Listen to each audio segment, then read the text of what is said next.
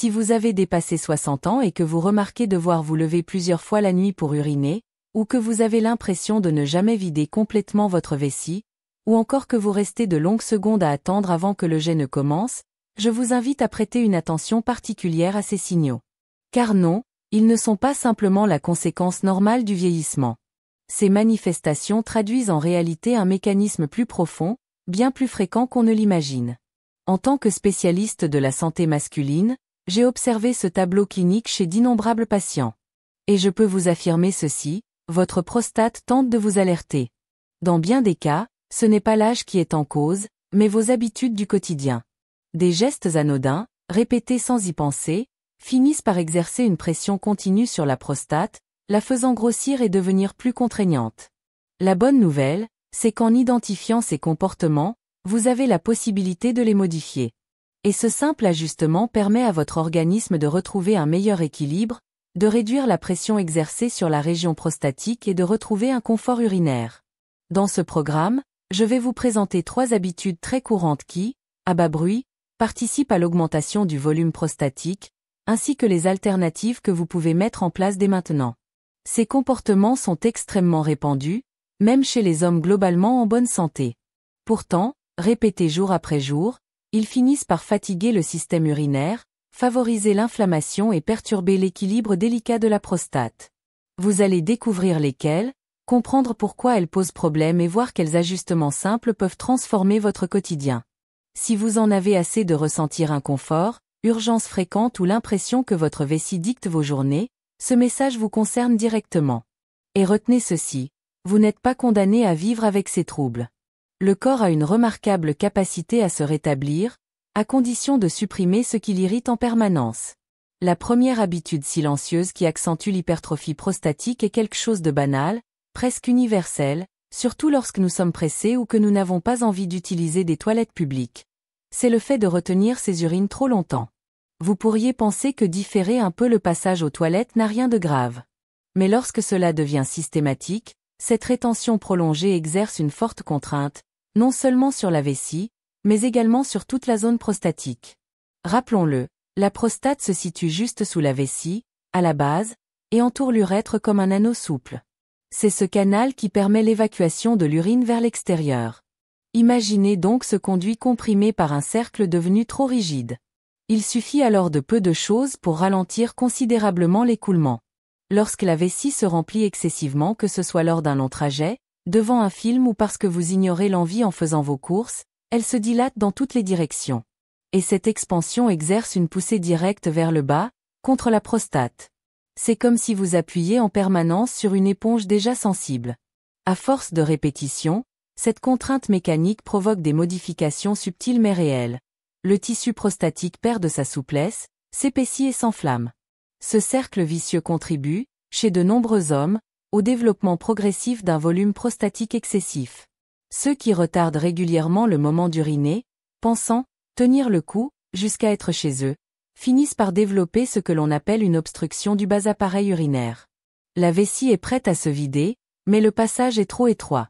Le muscle vésical doit alors forcer pour expulser, car la prostate est devenue volumineuse et rigide. Non seulement cela crée un inconfort immédiat, mais cette sursollicitation fragilise la vessie à long terme. Ce qui paraît anodin, attendre un peu avant d'aller aux toilettes, équivaut en réalité, pour votre organisme, à forcer un ballon à contenir toujours plus d'air, encore et encore. La vessie et la prostate ne se rompent pas comme un ballon, mais elles se modifient, et souvent de manière défavorable. Si vous avez pris l'habitude d'attendre jusqu'à ce que l'envie devienne insupportable, je vous recommande avec bienveillance de changer ce réflexe. Écoutez votre vessie dès les premiers signaux. En y répondant plus tôt, vous libérez la pression et permettez à tout le système urinaire de rester plus harmonieux. Cela paraît minime, mais sur la durée, ce simple ajustement allège considérablement la charge pesant sur la prostate et lui offre l'opportunité de retrouver son équilibre. Venons-en maintenant à la deuxième habitude, souvent méconnue car elle semble, à première vue, sans rapport avec la prostate, le fait d'ignorer la constipation. Lorsque l'intestin reste chargé de sel dur et compact, en particulier à cause d'un régime pauvre en fibres, cette masse exerce une pression directe sur l'arrière de la prostate. Et cette pression n'est pas ponctuelle, mais permanente, comme si un poids venait comprimer un tissu fragile jour après jour. Cette contrainte mécanique entrave la circulation locale, irrite les terminaisons nerveuses et entretient une inflammation chronique. Or, cette inflammation ne se limite pas au côlon. Elle s'étend aux structures voisines, dont la prostate. Avec le temps, elle constitue l'un des facteurs majeurs favorisant l'hypertrophie bénigne de la prostate. Mais ce n'est pas tout. La constipation perturbe aussi l'équilibre intestinal. Lorsque les selles stagnent trop longtemps, la flore bactérienne se désorganise. Et ce déséquilibre, loin de rester cantonné à l'intestin, alimente une inflammation générale de l'organisme, qui finit par atteindre différents organes, y compris la prostate.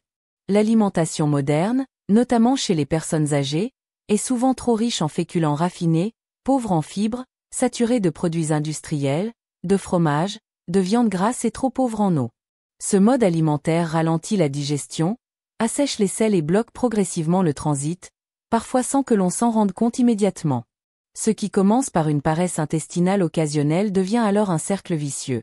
La constipation crée une pression, cette pression irrite la prostate, l'irritation accentue le gonflement, et ce gonflement empire encore vos symptômes urinaires. Ainsi, si vous allez rarement à la selle, ou si celles-ci sont dures, sèches et nécessitent des efforts, sachez que votre prostate en subit les conséquences. Heureusement, il existe des solutions simples et accessibles.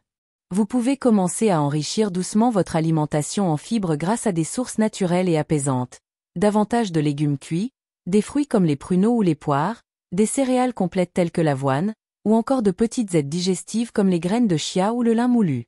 Ces aliments assouplissent le transit, facilitent l'évacuation et diminuent la pression exercée sur la prostate de l'intérieur.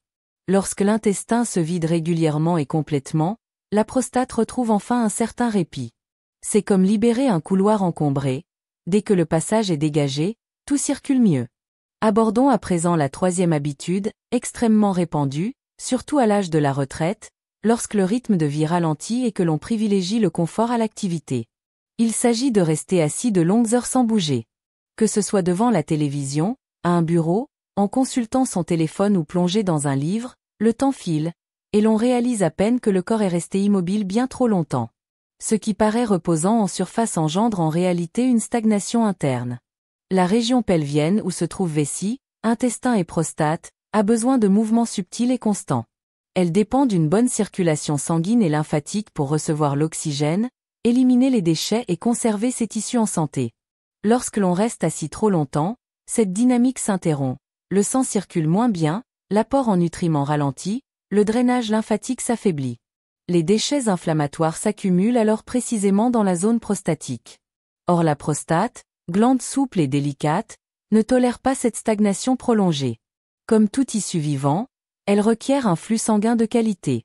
Privée de ce soutien pendant des heures chaque jour, elle devient vulnérable à l'inflammation, au gonflement et à une croissance lente mais persistante. Les hommes qui passent leurs journées assis, sans incorporer de mouvement, développent plus souvent des tensions pelviennes, une inflammation discrète mais chronique, à terme, une hypertrophie prostatique. Le plus insidieux est que les signes ne se révèlent parfois qu'après des mois, voire des années, sous la forme d'un jet faible, d'urgences fréquentes ou de nuits interrompues. C'est pourquoi je recommande ce que j'appelle des pauses de mouvement au fil de la journée. Pas besoin de courir ni de transpirer. Il suffit de petites séquences d'activités douces pour réactiver la circulation et rappeler à votre bassin qu'il est vivant. Se lever toutes les 30 à 40 minutes, marcher quelques pas, inspirer profondément en balançant les jambes ou étirer légèrement le bas du dos suffit à réanimer cette zone. Pensez à la prostate comme à une éponge. Si elle reste figée, jamais pressée, elle se durcit et accumule les déchets. Dès qu'elle est stimulée par le mouvement, elle redevient souple, oxygénée et nourrie. L'activité n'est pas uniquement une question de silhouette. C'est la clé pour préserver l'énergie du noyau de votre corps, y compris ces organes invisibles qui déterminent pourtant votre confort, votre vitalité et votre qualité de vie. Quelques minutes de mouvement conscient chaque heure peuvent suffire à maintenir votre prostate en meilleure santé pour de longues années. Vous connaissez désormais 3 habitudes quotidiennes qui, discrètement mais sûrement, favorisent l'augmentation du volume prostatique, retenir trop longtemps ses urines, négliger l'apport en fibres, et rester assis de longues heures sans activité. Elles paraissent anodines, mais c'est précisément ce qui les rend dangereuses. Elles s'installent silencieusement et transforment, avec le temps, votre confort en frustration. La bonne nouvelle, c'est que chacune de ces habitudes peut être corrigée, progressivement et sans bouleverser votre existence. Pas besoin de repartir de zéro, il s'agit simplement de prendre conscience de l'impact de vos choix quotidiens sur la santé de votre prostate. J'ai accompagné des hommes de 60, 70 et même 80 ans qui, en modifiant ces comportements, ont vu leurs symptômes s'alléger, moins de réveils nocturnes, un jet plus régulier, une sensation accrue de bien-être. Alors si vous ressentez de l'agacement, de l'inconfort ou même une certaine inquiétude face à ces troubles, respirez profondément. Vous n'êtes pas seul, et vous n'êtes pas démuni. Votre prostate ne doit pas diriger votre vie. Vous pouvez en prendre soin, comme elle tente depuis toujours de prendre soin de vous. Si ce message vous a été utile, je vous invite à vous abonner et à le partager avec un proche. Car parfois, les transformations les plus puissantes naissent de connaissances simples.